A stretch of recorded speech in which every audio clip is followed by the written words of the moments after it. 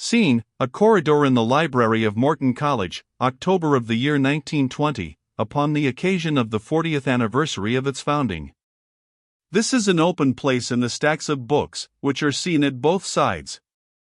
There is a reading table before the big rear window. This window opens out, but does not extend to the floor, only a part of its height is seen, indicating a very high window. Outside is seen the top of a tree. This outer wall of the building is on a slant, so that the entrance right is near, and the left is front. Right front is a section of a huge square column. On the rear of this, facing the window, is hung a picture of Silas Morton. Two men are standing before this portrait. Senator Lewis is the Midwestern State Senator.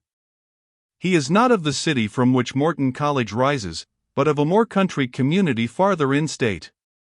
Felix Fegevary, now nearing the age of his father in the first act, is an American of the more sophisticated type, prosperous, having the poise of success in affairs and place in society. Senator: and this was the boy who founded the place, eh? It was his idea?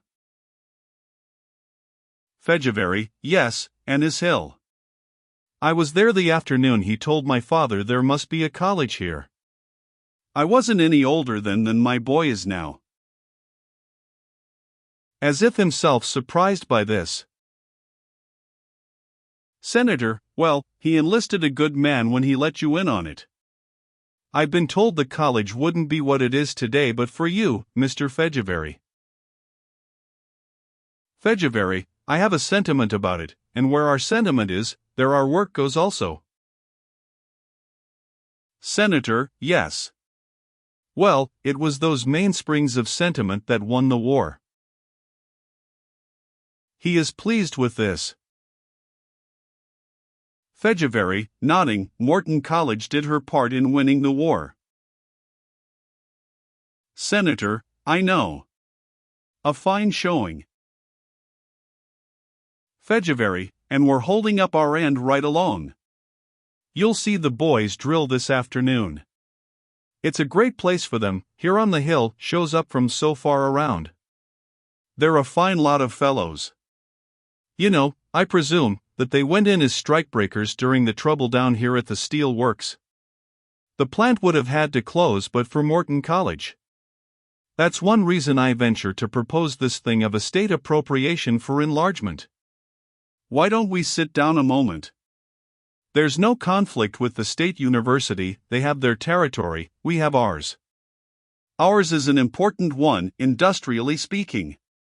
The state will lose nothing in having a good strong college here, a 100% American college. Senator: I admit I am very favorably impressed. Fegevary: I hope you'll tell your committee so, and let me have a chance to talk to them. Senator: let's see, haven't you a pretty radical man here? Fegevary: I wonder if you mean Holden. Senator: Holden's the man. I've read things that make me question his Americanism. Fegevary: oh, gesture of depreciation, I don't think he is so much a radical as a particularly human being.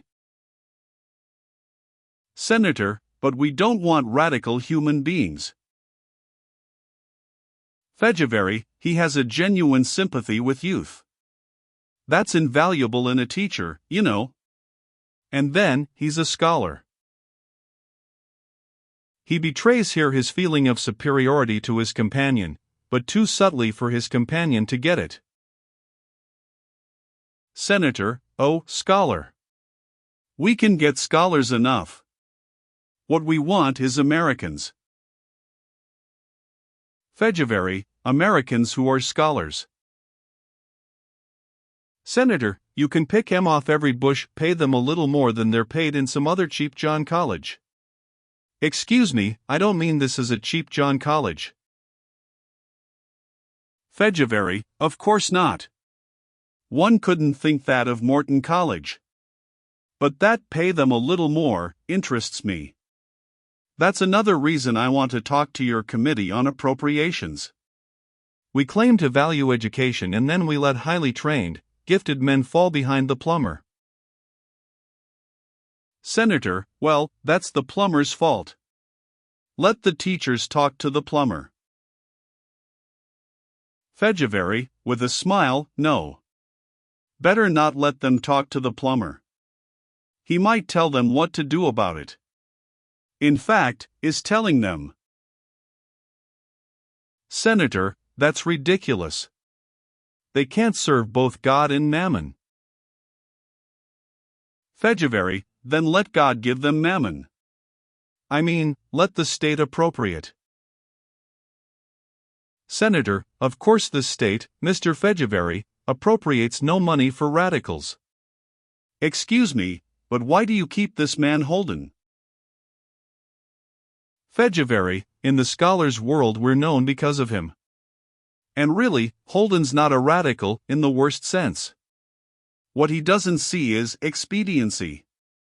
Not enough the man of affairs to realize that we can't always have literally what we have theoretically.